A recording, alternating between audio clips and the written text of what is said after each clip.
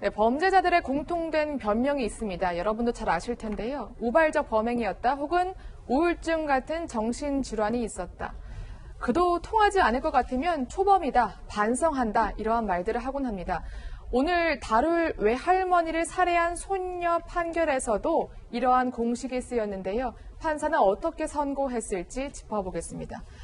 일단 당시에 굉장히 충격이었어요. 그러니까 외할머니를 손녀가 살해한 거죠. 네, 그렇습니다. 이 경찰 수사 결과 지난 6월 3일 경기 군포의 주택에서 이 숨진 채 발견된 70대 여성을 살해한 건 바로 이 외손녀였습니다. 하룻밤 동안 손녀를 돌봐주기 위해 찾아왔다가 이 외할머니가 살해를 당한 겁니다. 70대 여성은 외손녀 방 침대에 누운 채로 발견됐는데 흉기 흔적이 가득했고요.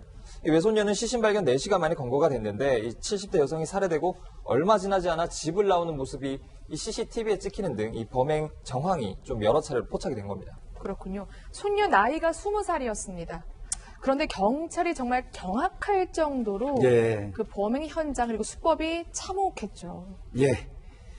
이 손녀는 이제 이 할머니하고 같이 있으면서 침대에 누워 있고 뭐 이런 과정에서 할머니가 잠이 들었어요. 네. 할머니가 잠이 들으니까 완벽하게 잠든 거를 확인하고 다른 방에 본인이 미리 준비해서 숨겨두었던 흉기를 가지러 갑니다. 네. 가지러 가서 다시 가지고 할머니가 자고 있는 방으로 들어가는데 마침 할머니가 또 깨어나요. 그때 깨어나니까 너 할머니가 이제 그렇게 얘기하죠. 너 왜 잠 안 자고 또 그러니? 그러니까 할머니 내가 얘기해 줄까 하고 할머니가 누워 있는 침대 옆에 걸터 앉은 상태에서 미리 준비했던 흉기를 휘둘러 가지고 이 할머니 입장에 참 기가 막힌 일이죠. 무려 31차례나 흉기를 휘둘러서 할머니는 결국 사인이 과다 출혈입니다. 그렇군요. 더 잔인한 정황이 많지만 저희가 여기까지만 좀 설명을 드리도록 하겠습니다. 그러면 평소에 할머니랑 뭐 사이가 안 좋았다고 하나요? 학대를 받거나? 뭐 그것도 아닙니다. 이 외할머니 같은 경우는 이 외손녀를 돌봐주기 위해서 집에 온 건데 우리 그 공포 영화에서 굉장히 무서운 그 멘트 중에 하나가 내가 아직도 너 엄마로 보이냐 하는 것이 제일 무서운 거예요. 그러니까 왜 안 자니 그러니까 내가 얘기해 줄까? 다시 말해서 내가 아직도 외손녀로 보이니 이 얼마나 그 할머니 같은 경우는 사망하는 그 순간까지 공포에 질렸을 것이다라고 생각이 되는데 실제로 이제 범행을 하고 난 뒤에 거울에다가 할머니를 뭐 살해했다 이런 식으로 립스틱으로 이렇게 거기다가 뭔가를 적습니다. 그 미국 같은 경우도 이제 립스틱 킬러라고 하는 그런 것이 있는데 그 범행을 하고 난 뒤에 거울이나 이런 데다가 립스틱으로 뭐 이렇게 그 메시지를 전하는 그것을 아마 좀 뭐 약간 모방을 한 것 같기도 하고요. 그리고 이제 범행을 하고 난 뒤에 본인 스스로는 욕조에서 극단적인 선택을 하려고 그렇게 했다라고 얘기를 하면서도 할머니를 살해하고 그냥 놔둔 채 집을 나왔는데 글쎄요, 이게 뭐 어떤 여러 가지 일반인들은 도대체 아무 이유도 없이 자기를 돌보러 온 외할머니를 이렇게 살해했다라고 하는 그런 측면에서는 이해를 할 수 없는 것인데 뭐 여러 가지 어떤 뭐 조현성 성격 장애라든가 어떤 뭐 정신증이라든가 이런 것하고도 좀 연관이 있지 않는가? 왜 그러냐면 이 그때 되면 망상이라든가 환청이라든가 이런 게 있을 수는 있거든요. 그래서 뭐 본인은 우발적이다라고 얘기를 하고 있는데 뭐 전반적인 그 내용을 보게 되면 그렇게 우발적이 아닌 것으로 지금 밝혀지고 있습니다. 말씀하신 것처럼 손녀는 우발적이었다, 내가 정신병이 있다 이렇게 주장했지만 경찰이 수사를 하면 할수록 계획적이었다 이런 정황이 엿보인다면서요. 네, 이 경우는 이제 미리 이 외할머니가 자신의 집에 방문한다는 사실을 알고 목장갑이라든지 흉기 같은 거를 미리 가서 구입해서 준비를 해두고 있었고요. 범행하는 그 중간에는 할머니에게 혹시 전화 걸려올까봐 할머니 휴대전화를 밖으로 옮겨놓기도 했고요. 그 다음에 이제 범행 뒤에는 그 자신의 휴대전화를 이 변기에 빠뜨렸어요.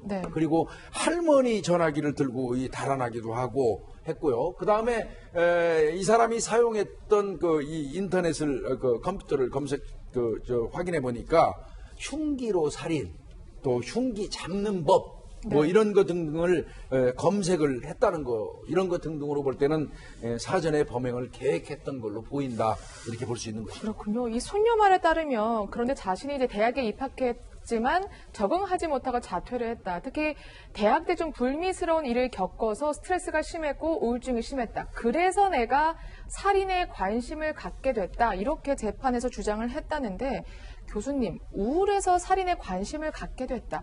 이게 사실 가능한 이야기입니까? 그거는 뭐 일반적이지 않죠. 뭐 지금 사실 이 우울증이라고 하는 것은 현대인에 있어서의 어떤 그 감기다라고 할 정도로 남녀 구분 없이 많은 사람들이 우울증을 앓고 있는 네. 그런 상황이 이제 계속되고 있는데 이 우울증을 앓고 있다라고 해가지고 뭐 자기를 돌보러 온 이 그 외할머니를 이런 식으로 잔혹하게 살해를 한다라고 하는 것은 전혀 그것은 뭐 일반인들이 그 이해를 할 수 없는 것이고 지금 이 그 여성이 자신의 어떤 그 이해할 수 없는 그런 행동을 뭔가 정당화시키기 위해서 네. 우울증이라고 하는 것을 들고 자신의 행동에 대해서 뭐 뭔가 변명을 하는 그런 느낌을 많이 보인다는 것이죠. 네. 그렇다면 뭐 이 사실 이 여성의 그 행동이라고 하는 것은 일반적이지 않고 매우 이례적이며 도저히 이해할 수 없는 그런 상황이다라고 봅니다. 네. 그래서 이 손녀가 재판에서도 심신미약을 주장했지만 재판부는 받아들이지 않은 거군요. 그렇습니다. 네. 1심에선 그러면 어떤 판결이 나왔습니까? 네, 재판부는 이 징역 25년형을 선고했습니다. 이 자신을 아껴주던 외할머니, 그러니까 이 존속을 살해한 폐륜, 이 반사회적 행위고 이 범행 방법도 아주 끔찍해서 이 중형이 마땅하다는 겁니다. 또 재판부가 이 판결문에 적시한 내용을 보면요. 이 사랑하는 손녀딸과 이 도란도란 얘기를 나누고 그저 손녀딸의 얼굴을 쓰다듬어 주려고 하다 아무 이유도 알지 못한 채 끔찍하게 살해당한 이 피해자의 고통도 고려했다고 이렇게 덧붙였습니다. 네. 그러니까 정신질환이 있었지만 심신미약은 인정하지 않고 계획적 범행에 더 무게를 두고 그리고 할머니가 받았을 고통에 무게를 두고 징역 25년을 선고한 건데 변호사님, 사실 저는 이 정도의 범행 수법이면 재범 위험성이 크다고 생각을 하거든요. 그런데 전자장치 부착은 재판부에서 기각을 했어요. 차지 않아도 된다. 이거 괜찮은 건가요? 이제 성범죄 같은 네. 경우에는 재범의 우려가 높다라고 판단하는 경우가 많은데요. 살인 같은 경우에는 그렇게 판단하지 않는 경우가 많아서 이 전자발찌 부착은 아마 기각을 한 것으로 보이고요. 다만 25년 선고 양형이 적정한지는 좀 의문인 것 같습니다. 아, 그래요? 네, 일반 보통 살인의 경우에도 25년에서 30년형이 선고가 네. 되는데 지금 이것은 할머니 사실은 존속에 대한 살인인 거잖아요. 그런데 그리고 또 이 여러 가지 범행 수법이나 이런 것들을 보면 계획적으로 했고 또 그 다음에 범행 수법 자체가 정말 너무 잔인해가지고 네. 말로 표현하는 것 자체가 어려운 그런 상황인데 여기에 대해서 25년형을 선고했다라는 것은 조금 이해하기 좀 어렵고 네. 앞서 이제 기자님께서 말씀해 주신 대로 여러 가지 어떤 정신질환이라든지 아니면 또 반성하고 있는 이런 태도를 조금 고려해서 조금 그런 점이 좀 고려가 된 것 같습니다. 네, 이 손녀는 40대에 출소를 하게 되는데요. 사실 살아있는 가족들이 가장 걱정이 됩니다. 특히 어머니는 딸이 자신의 어머니를 살해한 셈이 됐으니까 얼마나 고통이 크실까요? 그 어머니의 마음을 생각하면서 딸이 교도소 안에서 진정으로 참회했으면 좋겠습니다.